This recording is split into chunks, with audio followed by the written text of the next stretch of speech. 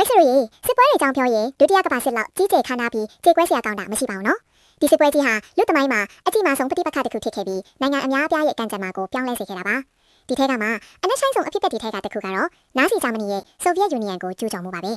ဒီနေ့ကျွန်တော်တို့ပြောပြချင်တာကတော့ကမ္ဘာအကြီးဆုံးစစ်တပ်ကြီးတွေထဲကတစ်ခုဖြစ်တဲ့ဆိုဗီယက်ယူနီယံရုရှားဟာဒုတိယကမ္ဘာစစ်အစားပိုင်းမှာဘယ်လိုမျိုးအမခံအမားတွေလုပ်ခဲ့လို့သူတို့ရဲ့နိုင်ငံတော်ကြီးတစ်ခုလုံးပြိုလဲပျက်စီးလူနေပါဖြစ်ခဲ့ရတယ်လဲဆိုတာပါပ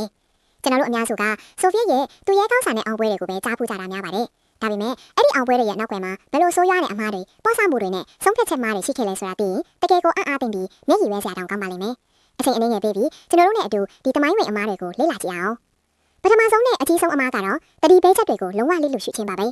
1941ခုနှစ်ဇွန်လ22ရက်နေ့မနက်ခင်းအချိန်ကနနက်3နာရီခွဲလောက်မှာနာဇီဂျာမနီဟာ Operation Barbarossa လို့ခေါ်တဲ့သမိုင်းဝင်စစ်စင်ရေးကြီးနဲ့ဆိုဗီယက်ယူနီယံကိုကမ္ဘာသမိုင်းမှာအကြီးမားဆုံးကျူးကျော်မှုကြီးကိုရုတ်တရက်ဆင်နွှဲခဲ့ပါတယ်ဒီကျူးကျော်မှုဟာဆိုဗီယက်ဘက်ကလုံးဝကိုမမျှော်လင့်ထားတဲ့အနေအထားဖြစ်ခဲ့တာလားလုံးဝမဟုတ်ပါဘူးတကယ်တော့အာနာရှင်စတာလင်ဟာသူ့ရဲ့ထိပ်တန်းထောက်လှမ်းရေးအရာရှိတွေစီကနေဂျာမနီနဲ့ကျူးကျော်မဲ့အစီအစဉ်တွေအနောက်ဘက်နှက်ဆက်မှာစစ်တပ်လှုပ်ရှားမှုတွေနဲ့ပတ်သက်ပြီးအသေးစိတ်သတင်းအချက်အလက်ပေါင်းမြောက်များစွာရရှိခဲ့ပါတယ်ဥပမာအနေနဲ့နာမည်ကျော်ဆိုဗီယက်သူလျိုရစ်ချတ်ဆော်ဂျီဟာဂျပန်နိုင်ငံကနေဂျာမနီကျူးကျော်မဲ့တိကျတဲ့ရက်စွဲဖြစ်တဲ့ဇွန်လ22ရက်နေ့ကိုပါသတင်းပို့ခဲ့ပါတယ်ဒါပြင် British ဝန်ကြီးချုပ် Winston Churchill ကိုယ်တိုင်ကလည်းစတာလင်စီစာရေးပြီးဂျာမန်တို့ကျူးကျော်တော်မယ်ဆိုတာတိတိကျကျသတိပေးခဲ့ပါသေးတာဒါပေမဲ့စတာလင်ကဒီသတင်းအလုံးကို British တွေရလှုံ့ဆော်မှုပူပေါင်းကြံစည်မှုလို့ပဲသဘောထားပြီးလုံးဝမယုံကြည်ခဲ့ပါဘူးသူရဲ့အတ္တမာနာကြီးမှုနဲ့အမြင်မမှန်မှုတွေကြောင့်ဒီလိုအရေးကြီးတဲ့သတင်းအချက်အလက်တွေကိုလစ်လူရှုခဲ့တာဟာတကယ်ကိုနားမလည်နိုင်စရာပါပဲရလကတော့ဂျာမန်လေတပ်ကဆိုဗီယက်လေယာဉ်ကွင်းတွေကိုအလွယ်တကူပုံကဲဖျက်ဆီးခဲ့တယ်လို့ဆိုဗီယက်တပ်ဖွဲ့ဝင်အများအများဟာလည်းစစ်တပ်စခန်းတွေထဲမှာပဲအရှိန်ဖမ်းခံရတာတိတ်ဆုံးကြတာမျိုးကြုံခဲ့ရပါတယ်ရတတအနေနဲ့အတွင်းမှာပဲဆိုဗီယက်စစ်သားတန်းပေါင်းများစွာအဖမ်းခံခဲ့ရပြ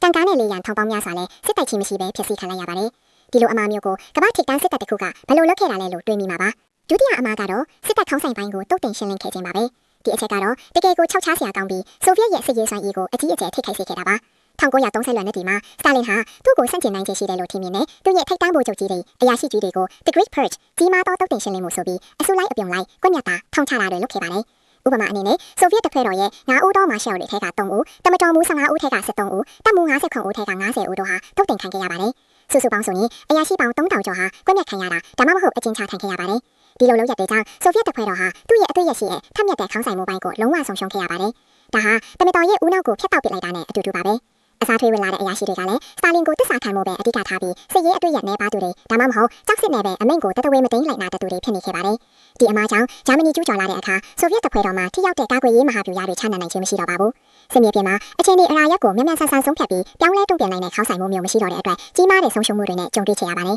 ဂျာမန်တို့ရဲ့ Blitzkrieg လက်စီစစ်ကွင်းကြီးပြူရာကိုထိထိရောက်ရောက်တုံ့ပြန်နိုင်ခြင်းမရှိခဲ့ပါဘူးတတိယလိုက်တက်မှုလိုက်ဝိုင်းဖက်ဖန်ဆီးခံရတာမျိုးတွေအကြိမ်ကြိမ်ဖြစ်ခဲ့ပြီးတိတ်နဲ့ချီတဲ့စစ်သားတွေဟာအသက်ဆုံးရှုံးခဲ့ရပါတယ်တတိယအမှားကတော့မဟာဗျူဟာအမှားတွေနဲ့စစ်ပစ္စည်းပြင်ဆင်မှုအားနည်းခြင်းပါပဲဆိုဗီယက်ယူနီယံမှာကမ္ဘာအကြီးဆုံးတန်ကားအင်အားစုရှိခဲ့ပါတယ်ကမ္ဘာအကောင်းဆုံးတန်ကားဒီလိုသတ်မှတ်ခံရတဲ့ T-34 နဲ့ KV-1 လိုတန်ကားမျိုးတောင်စစ်ပွဲအစားပိုင်းမှာရှိနေခဲ့ပါတယ်ဒါပေမဲ့ဒီတန်ကားတွေကိုဘယ်လိုထိထိရောက်ရောက်အသုံးပြုရမယ်ဆိုတဲ့စစ်ရေးအယူအရ doctrine ပိုင်းမှာအားနည်းချက်တွေအများကြီးရှိခဲ့ပါတယ်တချို့နေရာတွေမှာနောက်ကတ်တွေကိုအလွန်အကျွဲအားကိုးနေစေဖြစ်တယ်လို့ခိမီတန်ကားကြီးတွေရှိပေမဲ့လည်းပြုပြင်ထိန်းသိမ်းမှုလောင်စာထုတ်ပတ်မှုနဲ့ကြောင်းကျင်တဲ့တန်ကားမောင်းနှင်သူတွေမလုံလောက်ခဲ့ပါဘူးဥပမာအနေနဲ့ KV-1 တန်ကားတွေဟာအလွန်အားကောင်းပေမဲ့စစ်ပွဲအစားမှာယုံကြည်စိတ်ချမှုနဲ့ပါပြီးပြန်လဲပြင်ဆင်ဖို့အချိန်ကြာနေခဲ့ပါတယ်။ဒါအပြင်ဂျာမန်တွေရဲ့တန်ကားတွေကိုခံတိုက်ခိုက်နိုင်တဲ့ထိရောက်တဲ့လက်နက်တွေအမြောက်တွေလည်းအစားပိုင်းမှာလုံလောက်မရှိခဲ့ပါဘူး။ဒီအချက်တွေကြောင့်အရေးအသွေးအပြင်ဆိုဗီယက်ကအသာစီးရနေပေမဲ့အရေးအသွေးထုတ်ပတ်ပို့ဆောင်ရေးနဲ့မဟာဗျူဟာပိုင်းမှာဂျာမန်တွေကအများကြီးတာနေခဲ့ပါတယ်။ဂျာမန်တွေဟာဆိုဗီယက်တပ်ဖွဲ့တွေကိုအလွယ်တကူထိုးဖောက်ပြီးဝိုင်းပတ်ချင်လင်းနိုင်ခဲ့လာကိုတွေ့ရပါတယ်။ဆိုဗီယက်တပ်ဖွဲ့တွေဟာအတန်းလိုက်ချီတက်လာပြီးဂျာမန်ရဲ့ဘုံကဲလေယာဉ်တွေနဲ့တန်ကားတွေရဲ့ပြတ်မှတ်ဖြစ်ခဲ့ရပါတယ်။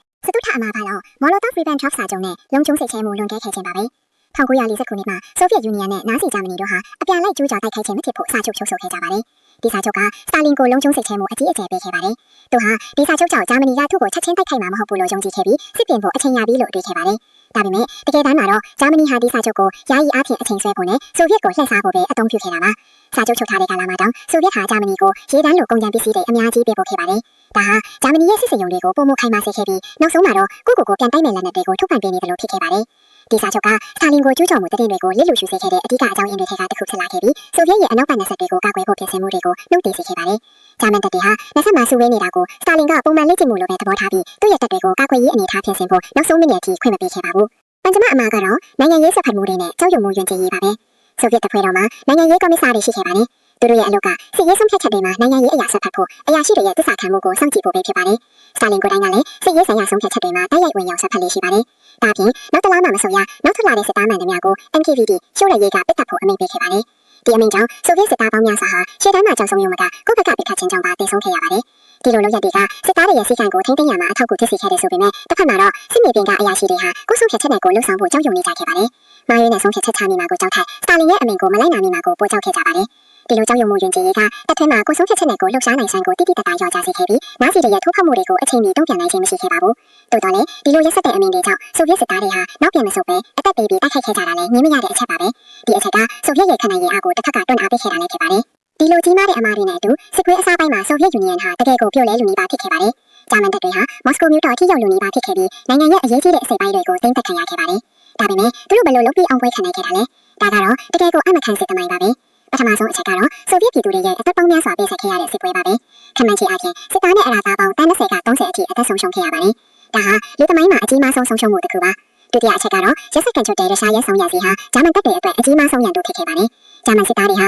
အေးတံကိုမခံနိုင်ပဲရောဂါတွေနဲ့နှင်းကွက်သားတွေနဲ့အကြီးအကျယ်ဒုက္ခရောက်ခဲ့ရပါတယ်။တတိယအချက်ကတော့စစ်စင်ရုံတွေကိုယူရိုတောင်တန်းတွေရဲ့အရှေ့ဘက်ကိုပြောင်းရွှေ့ပြီးစစ်ပစ္စည်းတွေစက်တိုက်ထုတ်လုပ်နိုင်ခဲ့ခြင်းပါပဲ။ဆိုဗီယက်ရဲ့စစ်မှုလုပ်ကံဟာစစ်ပွဲအတွင်းမှာအမခံတိုးတက်ခဲ့ပါတယ်။နောက်ဆုံးအချက်ကတော့ဗြိတိန်နဲ့အမေရိကန်တို့ရဲ့ Land-Lee စစ်နယ်စစ်ပစ္စည်းအကူအညီတွေရရှိခဲ့ခြင်းဂျူကော့ဖ်လိုထက်မြက်တဲ့ဗိုလ်ချုပ်တွေပေါ်ထွက်လာပြီးအမားတွေကနေတင်ခန်းစာယူကမဟာဗျူဟာတွေကိုပြောင်းလဲတိုက်ခိုက်ခဲ့ခြင်းတွေကြောင့်ဖြစ်ပါတယ်။သူတို့ဟာစစ်ပွဲကနေတင်ယူပြီးပုံမအားကောင်းလာခဲ့ကြပါတယ်။ဆိုဗီယက်ယူနီယံရဲ့ဒုတိယကမ္ဘာစစ်အတွေ့ရခါကျွန်တော်တို့အတွက်တင်ခန်းစာတွေအများကြီးပေးပါတယ်။အင်အားအကြီးဆုံးနိုင်ငံတွေတောင်အခုလိုမျိုးကြောက်မထွက်ရအမားတွေလုပ်မိနိုင်တယ်ဆိုတာကိုပြသနေပါတယ်။ဒီတမိုင်းကနေကျွန်တော်တို့ဘာတွေတင်ယူနိုင်မလဲ။ထောင်လိုင်းရေးတဲ့တွေကိုဂရုတစိုက်နားထောင်ဖို့အရေးအချင်းရှိတဲ့ခေါင်းဆိုင်မှုကိုမွေးထုတ်ဖို့နိုင်ငံရေးဆွတ်ဖက်မှုတွေကိုရှောင်ရှားဖို့နဲ့အာဏာရှင်စစ်ရဲ့ဆိုးကျိုးတွေကိုဒီတမိုင်းကကျွန်တော်တို့ကိုတတိပေးနေပါတယ်။တစ်ခါမှာတော့ဆိုဗီယက်ပြည်သူတွေရဲ့ခန္ဓာရည်အားအနစ်နာခံမှုနဲ့အမေနိုင်ငံအတွက်အသက်ပေးတိုက်ခိုက်ခဲ့ကြတဲ့ဒီရဲကောင်းစစ်သားတွေကိုလည်းချီးကျူးရမှာပါ။ဒါဟာခြေကွဲစရာကောင်းတယ်လို့တစ်ချိန်တည်းမှာပဲလူသားတွေရဲ့မယုံနိုင်စရာခန္ဓာရည်ရှိမှုနဲ့ပြန်လဲနာလန်ထူနိုင်စွမ်းကိုပြသနေတဲ့တမိုင်းဝင်အဖြစ်အပျက်ကြီးတစ်ခုပါပဲ။ဒီဗီဒီယိုလေးကနေတမိုင်းရဲ့နောက်ွယ်ကအမှန်တရားတွေကိုပုံမသိရှိနားလည်သွားလိမ့်မယ်လို့မျှော်လင့်ပါတယ်။နောက်ထပ်ဘလို့စစ်ပွဲတွေရဲ့အမားလေးကိုသိချင်လဲဆိုတာ comment မှာရေးပေးခဲ့ပါဦးနော်။